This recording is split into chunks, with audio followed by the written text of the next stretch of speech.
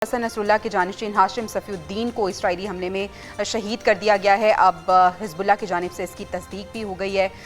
किस तरफ सूरत हाल जाती हुई नज़र आ रही है? आदिल साहब, हम देख रहे हैं कि इसराइल की बर्बरियत किसी सूरत नहीं रुक रही। अब हिज़्बुल्लाह ने भी कहा है कि उन्होंने 70 फ़ौजी हलाक किए हैं इसराइल के। इसराइल को सबसे बड़ा जो ख़तरा है वो इसीलिए ईरान पर हमले से पहले यही है कि जो लेबनान है या जो उसके करीबी ममालिक है वहाँ से जो है उनके ऊपर हमला हो सकता है। इसीलिए उसने जो है वो उसके बाद स्ट्राइक कर रहा है इन इलाकों के अंदर, ताकि जो एक रिस्पांस आ रहा है और जिसकी वजह से इसराइल के अंदर मसाइल पैदा हो रहे हैं, हलाकतें हो रही हैं, वो बेसिकली उसको काउंटर करना चाह रहा है। अगर वो इसराइल अपने इस मकसद में कामयाब हो जाता है कि वो ईरान पर हमले से पहले इन ममालिक के अंदर इन तंजीमों को कंट्रोल कर लेता है, इनके ऊपर बमबारी करके इनको कमज़ोर करने में कामयाब होता है, तो उसके लिए शायद ईरान पर जो उसने जंग मुसल्लत करनी है उसमें कुछ में आसानी हो जाए। अगर ऐसा ना हुआ तो उसको तीन तरफ से जो है वो हमलों का सामना होगा। ईरान की तरफ से भी रिएक्शन आएगा,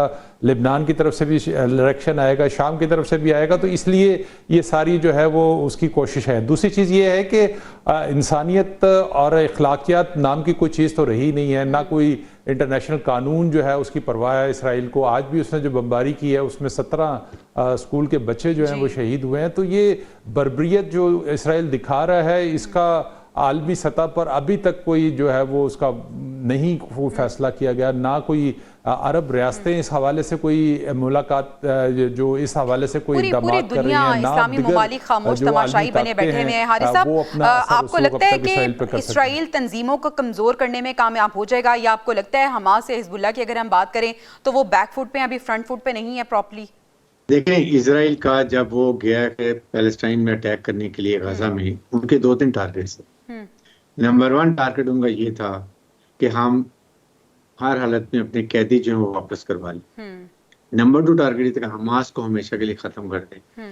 और नंबर 3 टारगेट था कि पैलेस्टीनियन को हम इतना वहां में इंफ्रास्ट्रक्चर डैमेज करें, अनलिवेबल बना दें, ताकि ये जॉर्डन और इजिप्ट की तरफ माइग्रेट कर दें, इनको पूरी जगह कब्जा करने के लिए मिल गया। तीनों हदाफ में वो नाकाम है, जिसकी वजह से फ्रस्ट्रेशन बढ़ गई है। ना अपने कैदी छुड़ा सके, ना गाजा से वो पैलेस्टीन को पुश कर सके ईरान में, जॉर्डन में, ना हमास को खत्म कर सके। और ये इसके अलावा एक और नया महाज खुल गया हिजबुल्लाह का लेबनान के अंदर, उधर से यमन भी आगे।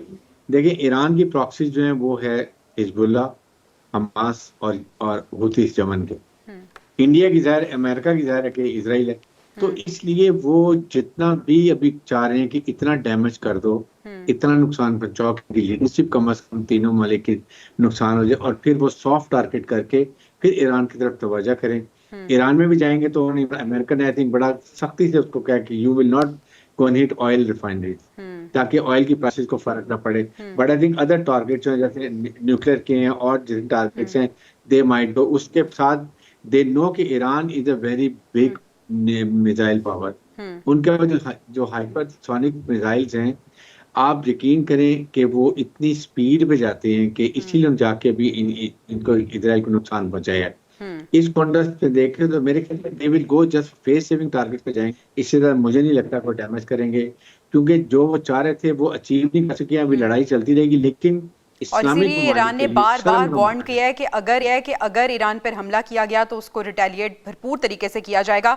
हाकवानी साहब, आपको ऐसा लगता है कि इसराइल इतनी बर्बरियत के बाद, इतना ज़्यादा जुल्म फैलाने के बाद और इतना अपना जो फौजी मिलिट्री है उसका तासुर देने के बाद भी अपने अहदाफ में नाकाम रहा है हासिल करने में?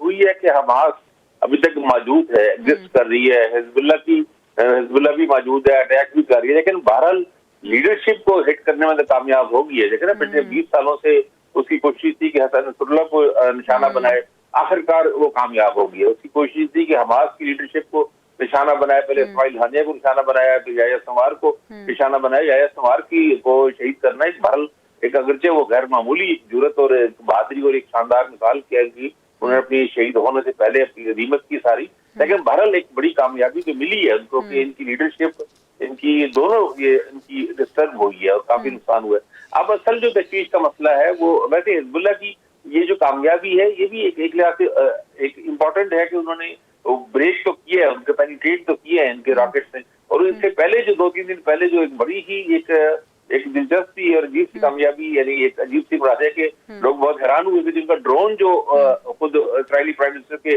घर पे जाके वहां टकराया है, वहां तक पहुंच गई है, वो भी एक हैरानकुन बात थी। तो ये एक बिल्कुल ऐसे इजराइल चाहे कुछ भी कर ले, लेकिन फिलिस्तीनियों के जो हौसले हैं वो अभी भी बुलंद हैं।